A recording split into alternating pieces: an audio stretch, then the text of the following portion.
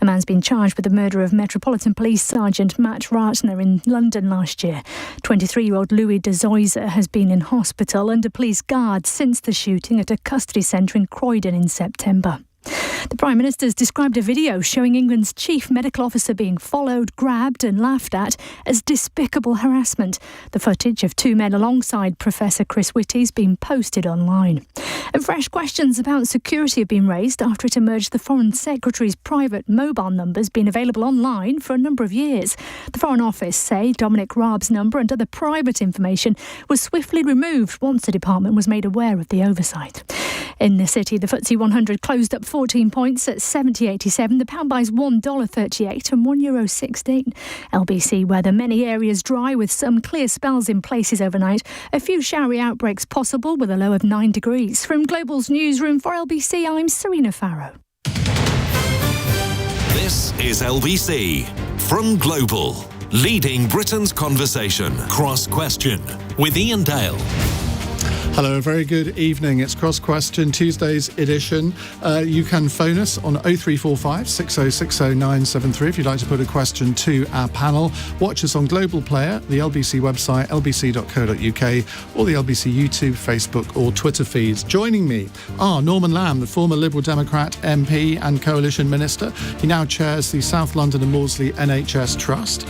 Ella Whelan is a columnist for Spiked Online. Nickie Aiken is a Conservative MP for the cities of London and Westminster, and Khalid Mahmood is Labour MP for Birmingham Perry Barr. I want to get a wide variety of questions on tonight. We've never had a football question before, but you know, there is a first time for everything.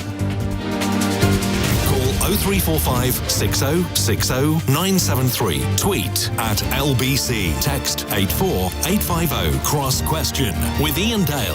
This is LBC. Let's go to our first question. Welcome to you all, by the way. It's Anthony in Staines. Anthony, what would you like to ask? Oh, good evening. Can Saj score a knockout goal and finally solve the social care crisis? Can Saj, by which you mean Sajid Javid, score a knockout goal and finally solve the social care crisis? Well, Norman Lamb, you were a minister at the Department of Health for several years during the coalition. There were efforts, I think, before the coalition started. There were efforts during the coalition, and yet in 2021, nothing's happened. Yeah, it's a bit of a failure of successive governments, really, isn't it? I liked insteadly the question, very natty, very clever, wasn't it? reference to very football. Clever listeners. Yeah, but it has to happen. You know, we won't ensure that the NHS is sustainable unless you sort out social care, because what happens is that people end up not getting the care they need at home and they end up unnecessarily in hospital. And you need to have both parts of the system operating effectively and joined up much more. So, I mean, the government and the Prime Minister has said that he will bring forward proposals by the end of the year. But we've heard that sort of thing before from a number of governments. I actually took the Care Act in 2014 through Parliament to implement or to introduce the so-called DIL not cap, so to cap your costs when you're facing sort of catastrophic costs as a result of, for example, dementia. And we've legislated for it, but the government has never implemented it. So it's not that difficult to implement it. They've got to come up with the money to fund it. And we've also got to get more funding for the basic social care system where people have no money at all and rely on care provided by councils. Is it money that's the real roadblock here, though? Because obviously, I mean, you will have dealt with the Treasury on many occasions, and obviously they never like releasing any money at all. So is it one of these cases where the Prime Minister needs to intervene and say, look, this is something that we did promise.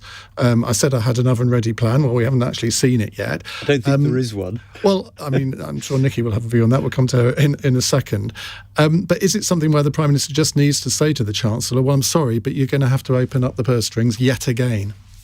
I think that is necessary. We appear to have a bit of a standoff at the moment because it was reported that the Chancellor was saying he would support reform and, the introduction, for example, of a cap on care costs.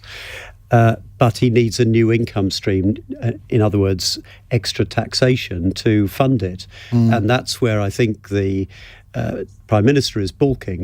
He wants a cap on care costs, but he's obviously the politics of increasing taxation is difficult. And that's why I think every government has stopped short. But, the Treasury, I think, has been quite an obstacle. I can remember talking to Labour care ministers back in the last decade or the decade before that. That's how depressing We're getting old, Norman. Well, it's just depressing how long this saga's been going on for. But, they complained that the Treasury was blocking proposals under the Labour government. So this is a depressing saga, and it is a failure of government. Nickie, of course, you saw this from a local government angle as well. You were leader of Westminster Council for some years. This is actually a real opportunity for Sajid Javid, isn't it? If you look at it logically, because he's always stood accused of going into various departments, but no one can actually quite remember what he did at each department. Whereas here, when he leaves the Department of Health, he could be the minister who provides a solution to this. Well, I think if anybody can do it, it's Saj. He's determined to ensure that the NHS gets through this COVID pandemic. And the next then big issue is social care. And as Norman says, we have kicked this can down the road, and I don't think it can go any further. We've got to sort it out. And I know from my previous experience, the amazing job that adult social services do day in, day out, looking after our most vulnerable, and particularly the elderly. As we all are getting older, we all know that us in this room will be living probably another 30 or 40 years. And that becomes some serious conditions. My dad's got Alzheimer's, so I know how difficult it is for people at home caring for those with dementia and other conditions. So we've got to sort this out. And the government has said that there will be, policies will be brought, or plans will be brought forward by the end of the year. But again, do you think those plans are there though? That's the problem, isn't it? I'm not sure they are at the moment, because we've been working on a pandemic for the last 15 months, and that has been the government, and particularly the Department of Health and Social Care's priority.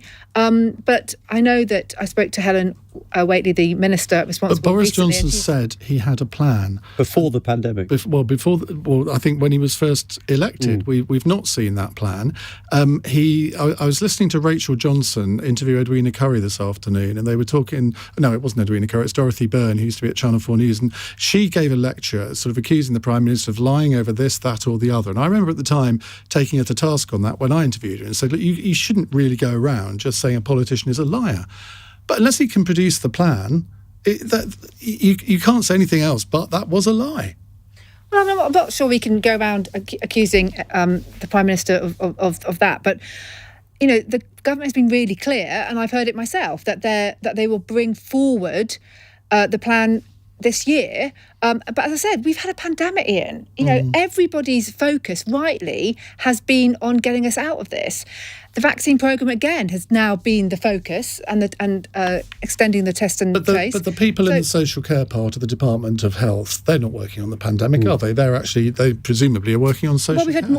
The thing is, because of the pandemic, we've had to ensure that the most vulnerable are being looked after, and we've had to extend the care packages. And I think what the pandemic has shone a light on is the amazing work that care homes do. And I think they have been the forgotten part of all this. But it also demonstrated how fragile the system is. Absolutely. And I think that's absolutely right, Norman. And I think they are the unsung heroes of the whole NHS and care system. And I think Norman's right. We've got to bring both together. I think local authorities have got a much bigger part to play. Just before I go to Ella and Khalid, when you were running a local authority, what were the challenges that you faced on a sort of daily, weekly, monthly basis on social care? Was it mainly to do with funding? It was 40% of our budget. Really? And growing. That's the whole point, isn't it? Yeah. So we're not getting any younger. We're all growing older, and with that becomes major conditions that we have to live with. And we are not a healthy nation. And I think, again, pandemic has shown, and some people have criticised politicians for saying that we are not healthy, and we are an overweight nation, and we have to accept that. We have to address Don't look at me these when things. you say that. I'm not looking. Look, those in glass houses shouldn't throw stones. Believe me. Right. But other countries, incidentally, Ian, have cracked it. Both Japan and Germany have introduced a new tax, accepted across the political spectrum and accepted by the public. So, we're failing so many ordinary people. But also a nation that don't look after I want to get the other ourselves. two involved now as well. Khalid, Mahmood, this is a problem for all parties, isn't it? Because in the end, if this is going to be solved, all parties are going to have to buy into it. You don't want it to be a big political football. I suppose inevitably it will be, but that the aim surely is for it not to be. Well, yes. I mean, first of all, we've been struggling with this since the 70s, by and large, because we got rid of all the council care homes that we had and the local authorities controlled. So I think in terms of that, we've never been able to put that back together again. Our reliance on private homes, some very good, others not quite so good, and inspections. And when the motive is just about money, it becomes very difficult. Boris did say that he had an oven-ready package ready. I think he must have been overburnt by now, but I think he needs to get that out of the oven and start to look at it. Historically, the problem we have is we try to see what budgets we can put it under. How we divide that between the National Health Service, how do we put that to hospital trust, and how do we deal with that in local authorities and CCGs.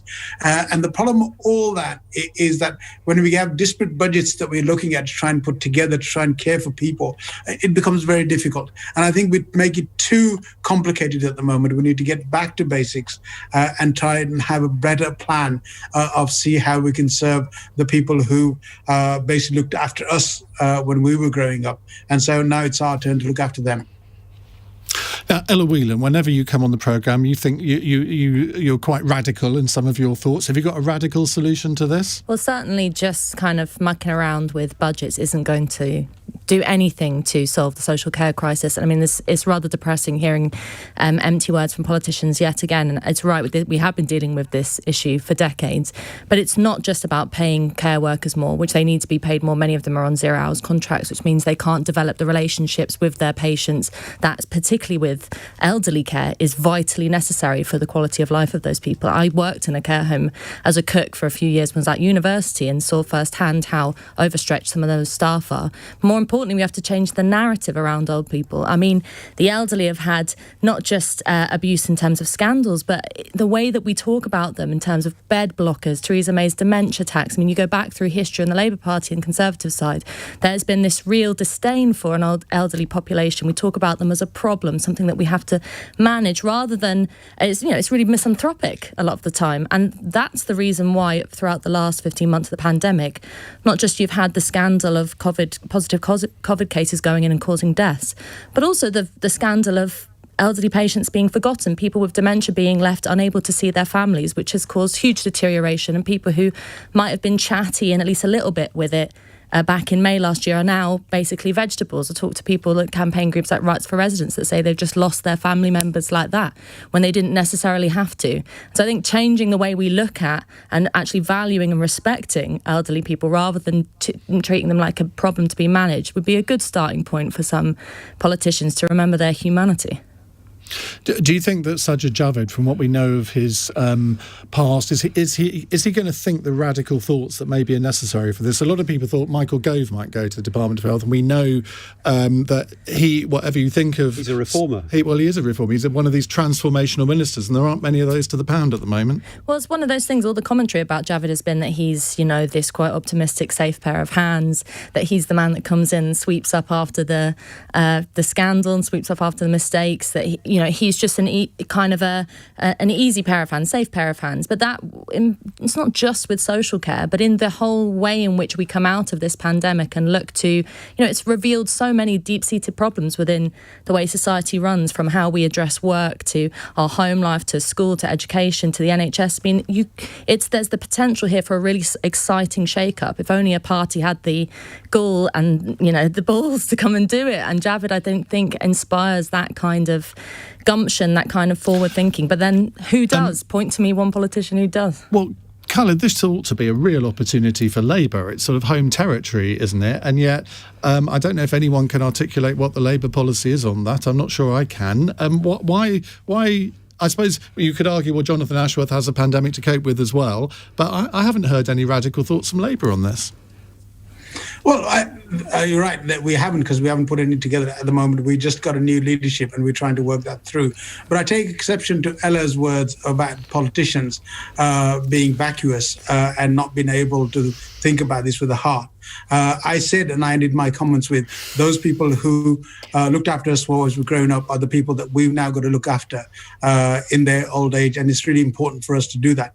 I think structurally the issues that have been, which is in the 70s and 80s, when we started to get away from council-controlled care homes, and they weren't right either, and there was lots of issues around with them, and then transferring all the way across to the private sector. There has to be a real understanding of what people need and how we can care for them and how we can get a multidisciplinary team in to support them with their illnesses, with health issues, and you're quite right, issues like dementia cause a huge concern, and that cost Mrs. May the majority she had in the 2017 election. So, we have to understand, we have to deliver this, and it's time for us to now start to deliver this.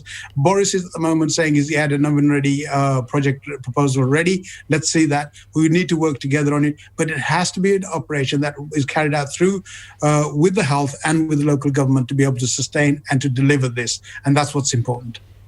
It isn't one of the things here that politicians have really got to stop saying, well, we think people's homes are safe. I mean, surely you can have an insurance system, but why, if somebody needs to pay for social care, why should their home be insulated on that? Well, the point that Andrew Dilnot makes, which I think is a good one, is that in all other aspects of our life, whether it's car insurance or indeed getting cancer and the NHS coming to your support, we pool risk, we share risk between us, either through insurance or through taxation.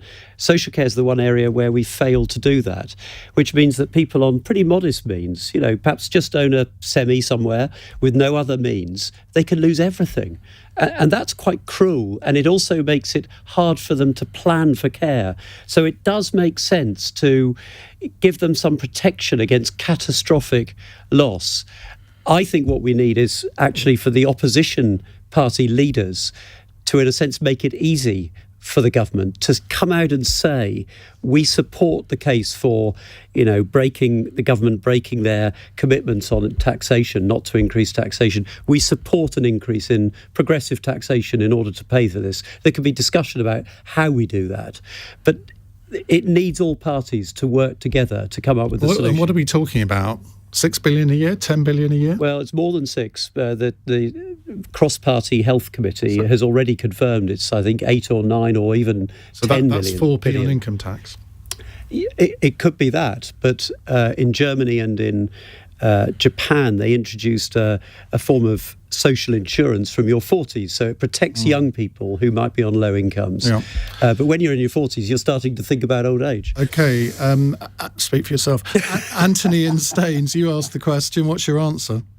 Well, to answer the hat-trick of football puns, perhaps not, perhaps create a Department of Social Care at the heart of government, the Cabinet Secretary of State Social Care. Well, it has been it has been combined with the Department of Health under No, Jeremy it was Hunt, always together. They just added it to the name. Oh, right. I was the minister responsible for social care, and then latterly they just made the Department for Health and Social Care. Perception is everything, isn't it? Absolutely. Anthony, thank you very much for a great question. We'll come to more in a moment. 0345 6060 973. It's 18 minutes past 8. This is LBC. Hey, Harry.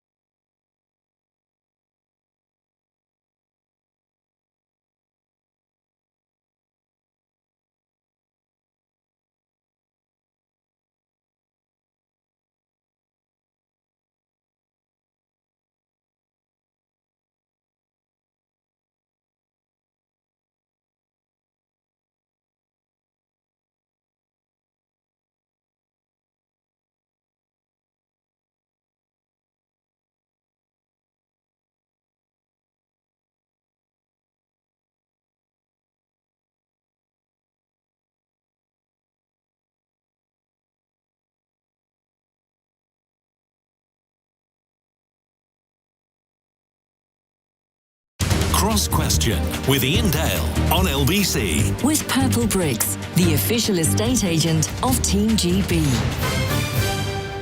It's 21 minutes past 8. You're listening to Cross Question. We have on our panel Norman Lamb, former Liberal Democrat MP, now chairs the South London and Maudsley NHS Trust. That must be a bit of a change for you. I mean, how did you make the change? Well, I say that I used to talk the talk in Parliament, but now I have to walk the walk, and it's much harder, I can tell you. Out of my comfort zone. Nickie Aiken is Conservative MP for the cities of London and Westminster. And Nickie, what's the difference between leading a giant local authority and being a constituency MP? You have lots of power as a leader, and you can really, bring in policies and do what you really think is best for your borough. And as an MP, you have no power. You have influence, but you have to, you don't have any. You can't physically do much. You have the power of your voice. Power of my voice and my persuasion. Indeed. Khalid Mahmood, now you are Labour MP for Birmingham Perry-Barr. You were on the front bench. You resigned from the front bench. Are you relishing the freedom that the back benches give you? Absolutely. I mean, after almost been 20 years in Parliament, I thought, let's cut some of these chains off and have a bit more freedom and to look at some of the issues that I really wanted to. One of the key issues was the issue of radicalisation, which still persists. I came in 9/11 when I was the MP. And that issue hasn't gone away. If anything, I think in some instances it's getting worse. And I thought, let me put something back into one of the issues that earlier came in and was really disturbing to all of us. And the fact that it persists still is a huge concern to me. And Ella Whelan from Spiked Online. What I love about you, Ella, is that your columns, you can never quite predict what you're going to say. Is that deliberate? That's what people call you, a contrarian. I reject that. Yeah. No, I always say what I think, but I'm just mysterious, Ian. You're going to keep you on your toes. Right, well, let's get mysterious next question from Adam in Chelsea. Hello, Adam. Hello, good evening, everyone. Is it fair that parents can be prosecuted for breaking school rules when Cummins and Hancock are allowed to get away with breaking the guidelines? See what you did there. Khalid Mahmood. I didn't quite hear that. Could you repeat it, please? The question is it fair that parents can be fined for breaking school rules, whereas people like Dominic Cummings and Matt Hancock don't get any consequence for breaking the rules? Well, there are consequences. Dominic is gone from his job and Matt has lost his job. And I think ultimately when people like ministers who are there and senior advisors who do these sort of things, break those laws, are then put in a position where they have to be accountable for that, held accountable for that, and losing their job is one of those things that they have to do. So it's that nobody gets away with it. Nobody should get away with it because if you can't implement the laws that you put into place, then there's something wrong. But Matt Hancock resigned, didn't he? He wasn't sacked. I think the point is Borisov claims that he sacked him. I don't know who's right. Or Nickie Aiken, what do you think happened? Well, Matt resigned, and rightly so. And were you one of the 80 Tory MPs that made your views very clear to the whips? I made my views clear to my whip, yeah. I think it was that he should go. That he should resign. Yeah, absolutely. And do you think that was because reading all of the different accounts in the papers, it seems that on Saturday lunchtime he was still determined to stay, and yet 3 or 4 hours later he quit. And you have to draw the conclusion that was because of the number of Conservative MPs and indeed ministers. I mean, I had 3 or 4 texts on Saturday afternoon from ministers saying he's got no support, he's going to have to go. Yeah, and I don't think it was up to the Prime Minister to sack him. It was up to the Secretary of State to resign. Really? Absolutely. Surely the point of being Prime Minister is you are a leader. You are the one that makes these decisions. The Prime Minister has to have faith in all his cabinet ministers, and it is up to the ministers at fault to make that decision for themselves. And it was a clear, as I said, open and shut case. And I think going back to the question, all of us have got a part to play in this pandemic, and the vast majority of the British public have done an amazing job by adhering to the rules, like I'm sure all of us have in this room, because that's the only way we're going to get out of this is by working together. Ella. I mean, you have to remember the thing about the Matt Hancock scandal, or non-scandal snogging behind the door, is that it was relatively clean cut in terms of his motives.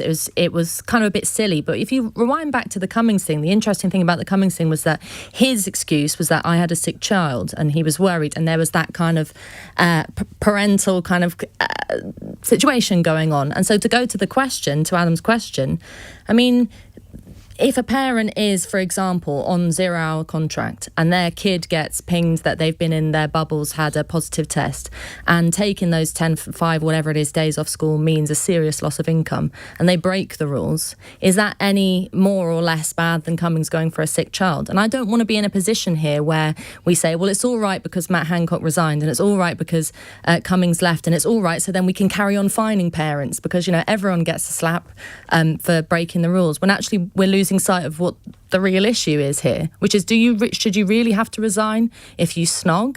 I mean, I'm no fan of Matt Hancock, by the way. I think that he should resign because of his failure on a whole host of other things across the course of the pandemic. I mean, we've just been talking about care homes or testing, or his sort of dogged obsession with being incredibly illiberal about opening up. But I'm not really enjoying joining in the cheering for his resignation, because I think actually what it means for average people out there, normal people, parents or people who are still tussling with the fact of being afraid of getting fined if they try and live their lives normally, Matt Hancock's resignation means sod all. Well, it might do, but it plays into this idea, Norman, that there's one rule for us and one rule for them. He was the architect of the rules.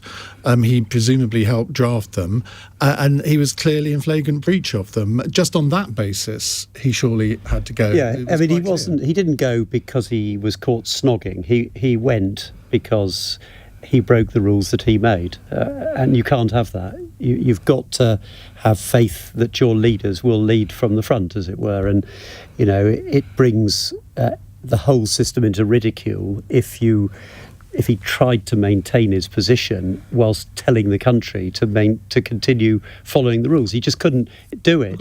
He should have gone. Dominic Cummings survived for 6 months, though, didn't he?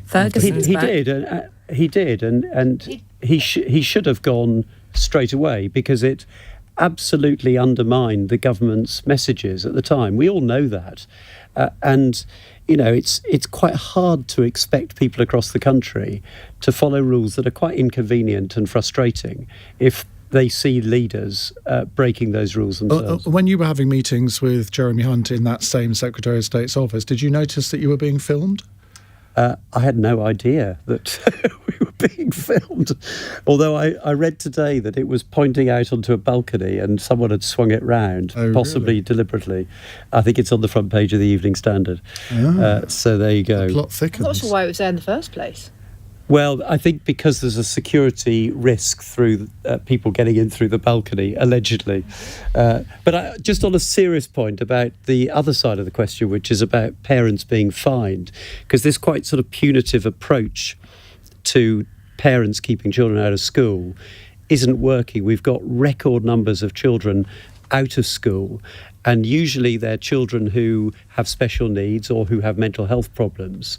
And we need a more sophisticated approach than just fining parents. The system clearly isn't working.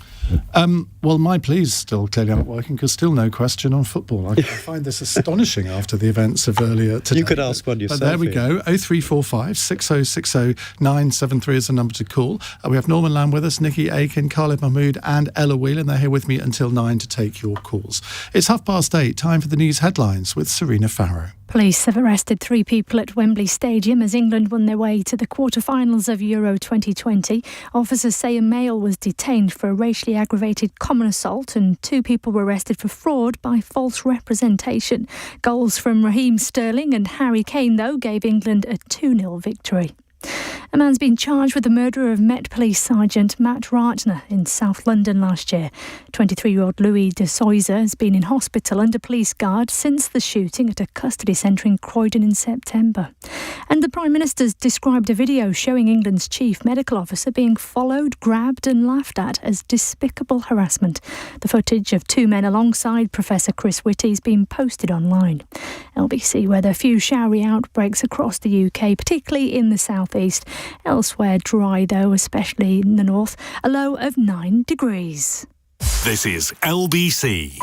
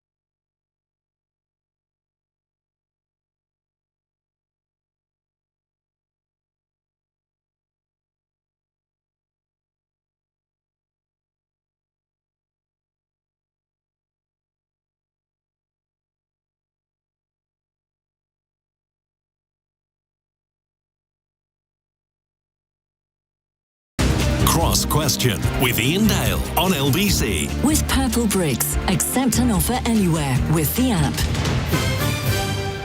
834 0345 6060 973 if you'd like to ask the panel a question. Norman Lamb, Ella Whelan, Nickie, Aiken and Khalid Mahmood with me until 9. Let's go to Kunga in Peckham. Hello Kunga, what would you like to say? Yeah, good evening panel. I just wanted to ask whether or not the panel believe that former footballer Damien Atkinson and his family have been served justice today in light of the 8-year sentence given to Monk. And bear in mind he'll probably be out in 3. So this is the former police officer who tasered Damien Atkinson for 33 seconds, kicked him in the head, and he's been given an 8-year sentence for manslaughter. Nickie?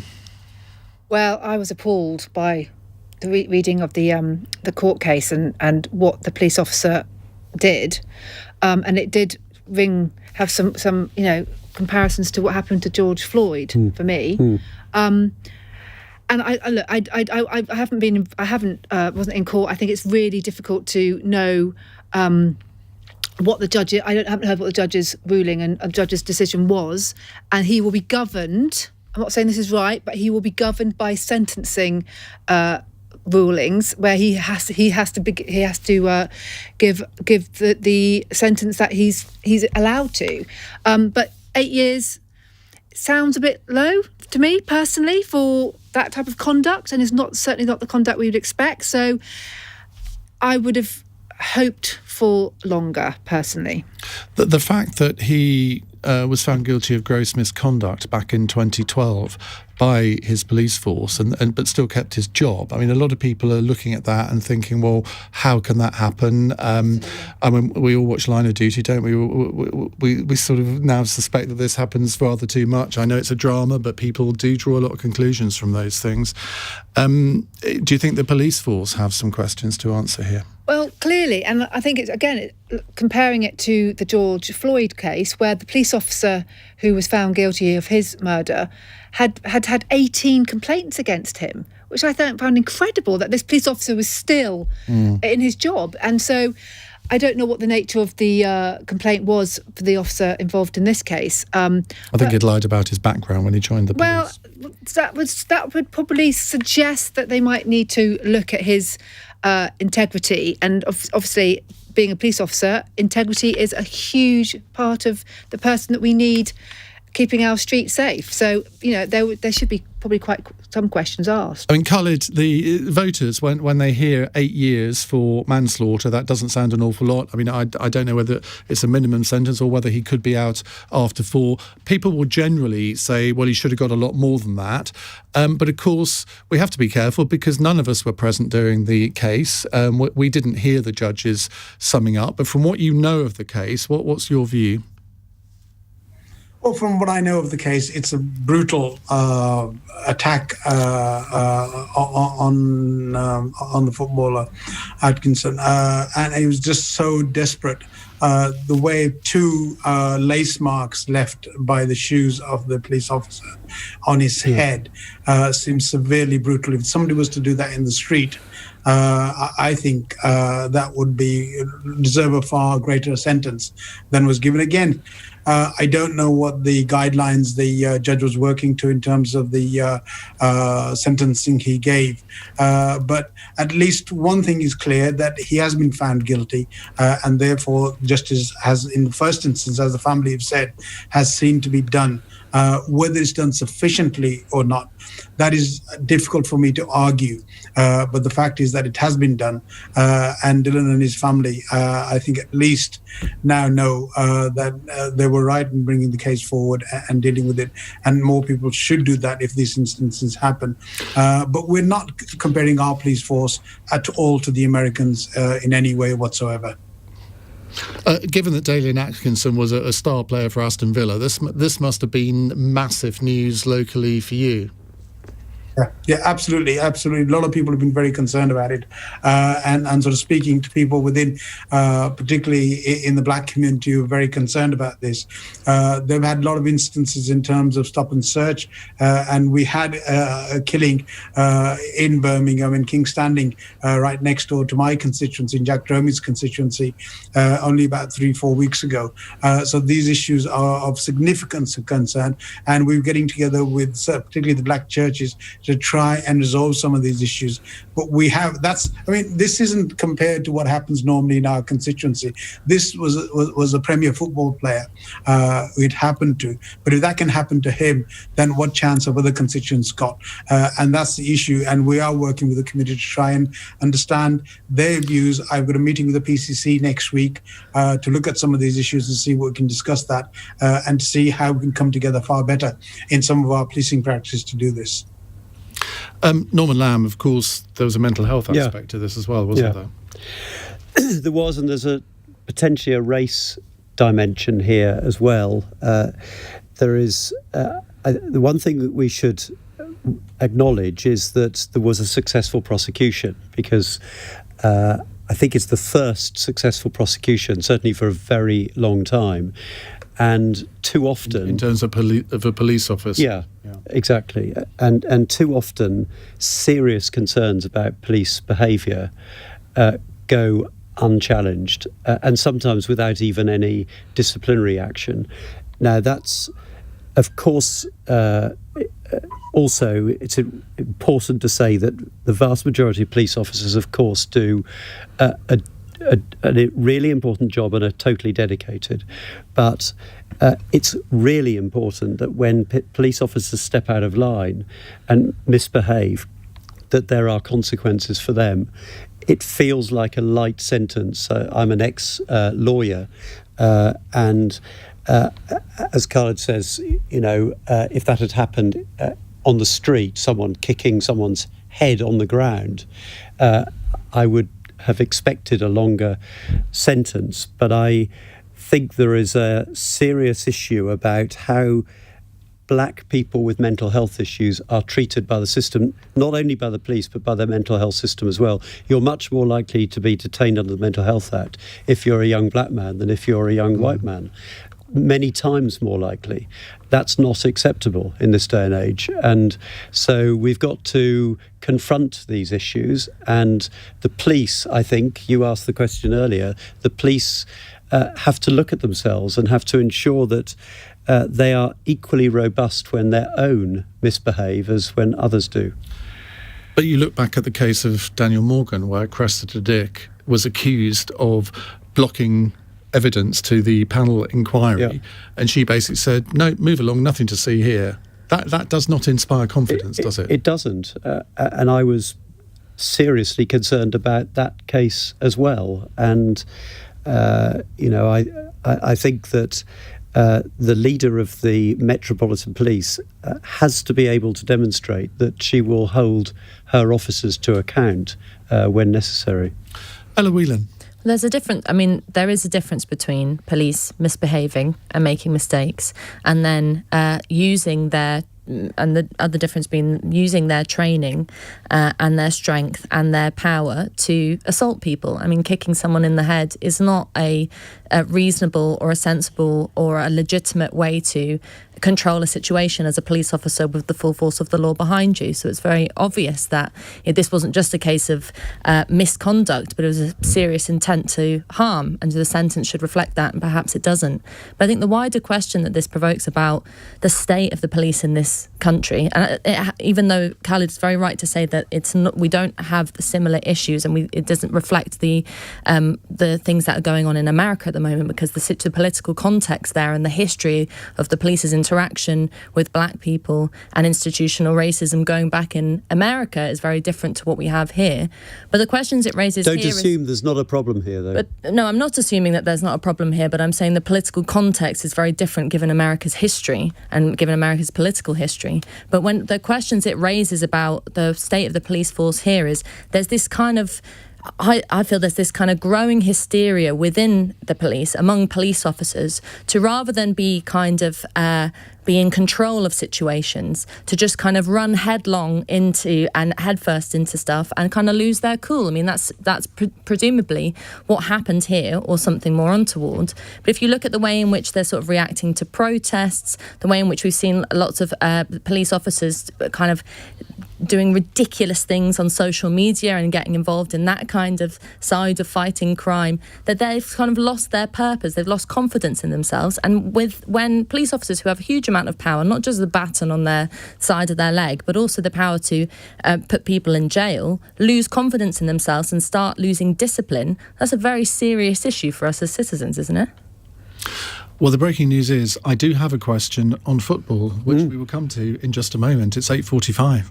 This is LBC.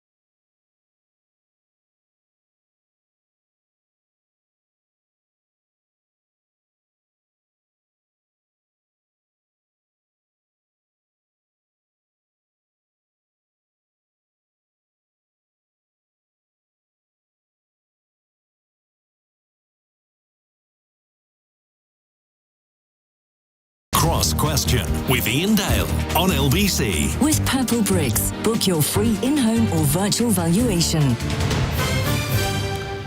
It's 8:47. Norman Lamb, Ella Whelan, Nickie, Aiken and Khalid Mahmood answering your questions. 0345 6060 973. Now, Ailsa in Hampshire has texted this. Question for Iain, because he's gagging for one. Do the panel think England can win the Euros? And if they do, will Boris Johnson claim the victory for himself? I think she means that I should answer that question, but that's not my role in this programme. Norman Lamb, you are a big football fan, Norwich City supporter. Yeah. I think we could win. I'm part of the sort of growing optimism of the nation, of course, which may end up with... The spirit of 96 hasn't really emerged yet. Do you think today might help that? Well, we've all been rather constrained, of course, because of the COVID rules, but I suspect it might start to emerge now, and it's genuinely very exciting. And I thought they played brilliantly today. I think it's a triumph for Gareth Southgate. I love his style of leadership, and my hope is beyond just the fact that I'm a big football fan and I want England to win, that it might be quite a unifying win, because the team represents the modern country in a beautiful way, and it's wonderful that Raheem Sterling has become the hero of all of this. And Southgate, the way he's conducted himself, I just think has been exemplary. But the other part of the question was, will Boris claim it's all down to him? Yes, of course he will. It's inevitably what he will do. And it will have absolutely nothing to do with him, of course. To be fair to him, Harold Wilson did in 19... Yeah, they all do. They all do. It's not a party political issue. Khalid, are you a football fan? Rugby union. It was my game, but Aston Villa borders on my constituency one end, West Bromwich Albion on the other end, and I have to drive through Birmingham City Football Club in order to get to Ferry Bar. So you sit on the fence then? Football around me, but no. I watched the game. I think it's a fantastic game, and I think in answer to the question, I think yes. Now I think we will get there definitely. I think by far we've been the best team. France is out of the competition. Germany now has been put out by us. And I think really, if we go, as Norman has just said, under the stewardship of the way the manager's currently doing this, I think we'll do really well. Gareth has done a great job. And I think if we carry on with that planning and the work that is done with that, I think we should win absolutely. And absolutely, Boris will take all the credit for it. Ella? I know very little about football, but I always get caught up, Nickie. as everyone else. I knew you'd do that. But I came in through central London, and I tell you, they're going mad in Trafalgar Square and they're going mad in Leicester Square. The streets are full of people, which is a real sight for sore eyes after such a miserable 15 months of the pandemic, to see people enjoying that kind of spirit that only really a football win can bring. But, all the commentators are saying it's the summer of Sterling. People get annoyed, and lots of my team members at the Academy of Ideas get annoyed that England fans, the minute they win one game, start singing It's Coming Home and say, and that's it. But actually, I think that, maybe that kind of blind optimism, if we want to be mean about it, is what will push them through, because, again, as little as I know, it's very clear that when the fans started cheering in Wembley, and when that atmosphere really started going after the second half, that's when they kicked in. So you can't beat a stadium full of fans. To be fair, 4 games played, no goals. Yeah, it's very impressive. Very unusual. Yeah, unprecedented for England. Nickie, you're worrying about Trafalgar Square, I can tell. And Leicester Square. I remember the Scots in Leicester Square a couple of weeks ago. Look, I haven't got... So do I. One of them chatted me up. Oh, hello, lucky. Yeah, quite. I haven't got a vested interest in this, Iain, because I'm not English. I'm Welsh, and I was quite depressed on Saturday after our team's... 4-0. Yeah, I've tried to forget it. But I've got a feeling that England is going to go all the way to the final. You will support England. Of course I will. I've got an English husband and half English children. I was going to have to reject you from the studio. I'm not a huge football fan. My kids are. My husband, they all support Arsenal. But yeah, I think we are going to. I think we'll get there. I hope we win it. And God, we do deserve to have some happiness in this country and something to all enjoy. And I do think now once this now we've beaten Germany, I think the atmosphere is going to really grow and grow, and it is going to become a bit like 96. And I think it is coming home in. And can you stop Boris Johnson claiming credit for it? Of course not. Joy in Streatham has got a very different question for us. Hello, Joy. Hello, good evening, Ian. And good evening to Norman and, sorry, the lady, I'm so sorry. I forgot your name. Hello, Joy. Nickie, hi, how are you? Hello, good evening, Nickie. I'm okay, thank you. You know what, I'm actually quite pleased that Norman is in the position that he's in, because you've always been brilliant when it came to mental health. My question is regarding the young people. Why were the young people not at the top of our concern when the lockdown started, especially those in the care system who are so much more vulnerable? And also, what can be done about it? Not the usual verbal, we care about young people, we care about young people. What can be done about it? Okay, Norman.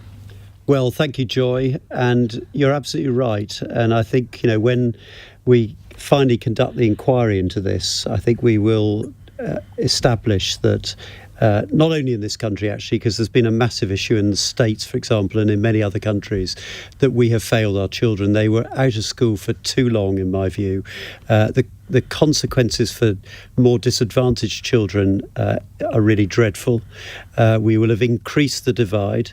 We've now got a future of great uncertainty for many young people. And those, as you rightly say, in the care system who are most vulnerable are likely to have lost out most of all. And it will now require, and my plea to government, I've stepped back from politics now.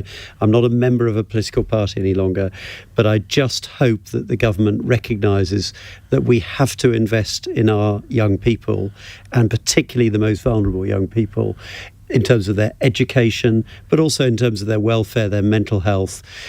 We've seen a very worrying increase in presentations of young people in A&E departments experiencing mental health problems, self-harming, eating disorders and other conditions. So we have to take this really seriously. There's a sort of psychological fallout from this pandemic, and we know it's coming. Indeed, it's already here. So there's no excuse for not meeting it now as a society, and for government in particular. In terms of numbers, what is your own NHS trust experiencing, or has it experienced over the last year? Well, across London, the numbers are up dramatically in terms of presentations in A&E departments and other parts of the system. And part of that will be a temporary phenomenon, but there will be some who suffer lasting consequences from this, and those are the children that we've got to protect in the years ahead. Ella Whelan. Well, I mean, we can wait for an investigation or an inquiry, or we can do something about it now. And I think there should be a huge amount of pressure put on the government to, for a start off, getting rid of this bubble system in schools, which means that kids who don't need to be self-isolating are self-isolating, are missing even more of school time and their social time and all the things that are important for young people to live happy, healthy lives, productive lives. But also, a reflection in terms of what we're aiming for, because there's still a huge amount of fear and scaremongering around what's happening with young people. We're in this very, enviable worldwide position in the UK of being having huge numbers of vaccinations. The vaccination programme has been a huge success. We've got young people queuing outside the Emirates Stadium, queuing outside rugby stadiums, waiting to get their first jab. There's a real enthusiasm about getting the vaccine and getting us out of this, and yet we still have the narrative among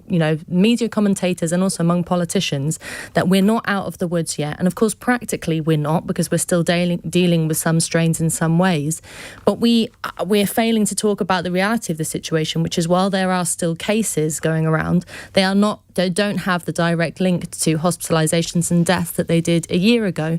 And so we can be much more positive and much more lax about regulations, particularly around young people who we have known for a very long time don't suffer from this virus as badly as their elderly relatives or older people. And so all of that kind of fear that adults in the room are still kind of compounding and still kind of putting forward is getting to the kids. And it's like, you know, a fool could tell you that there's going to be more kids with mental health problems or anxiety problems or whatever it is throughout this pandemic, because everyone has been pretty terrified, and kids don't usually deal with fear and terror as well as adults do. So it's a bit of a, you know, there's not kind of a huge amount of common sense around this. The more important thing is just that, you know, for young people in their teens, there's like people talk about formative years, which is an important point, but also in terms of being future orientated. If we've got this narrative that everything is based on step by step and delay and fearmongering, as already mentioned, then that kind of future orientated inspiration that you want to give to young people to be excited about their futures isn't going to take hold. So we really need to kind of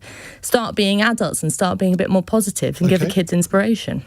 Nickie. Joy, I think you're absolutely right that children and our young people have paid a huge price in this pandemic. I've seen it in my own. I've got a 15-year-old and a 17-year-old, and not just their education that's been affected, but their social life. They haven't gone out with their friends, and you know, at 17 you should be out all the time, and they haven't been able to. So I absolutely, and particularly the people you were talking about, the young carers and those in care, again, the most vulnerable have really been hit. And I think Ella's right, we've got to stop this bubble system. We've got to do more testing. I'd rather have my children, I tested them this morning and they hate it, but if we can do that daily and know that they are free from the virus and they can go to school, we've got to stop this bubble system. Khalid.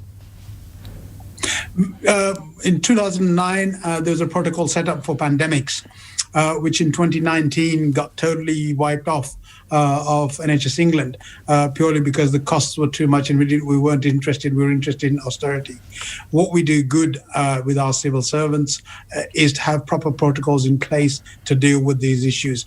We haven't got those at the moment. What we need is those to be set up now, when we vaccinating our people, to do that and to look at the future. And we need all that to put into place. Look at what we need, look at the PPE that we'll need, and look at the way that we're going to vaccinate people and how we can deal with vaccinations and get them into operation as quickly as possible. So all those things need to be looked at. Just before we come to our final text question, let me tell you who's on tomorrow night on Cross Question. We have the environmentalist Sir Jonathan Porritt, Conservative MP Mark Harper, the broadcaster Afua Adom, and the writer and journalist Olivia Utley. Now, we could have George's tweet. He says, please, could your panel explain the offside rule? Don't think we'll do that one. Instead, Dean in Chiswick says, I've seen on Spotify that Iain has created a playlist of 41 songs that sound like ABBA, but they're not. What's your favourite ABBA song, Ella Whelan?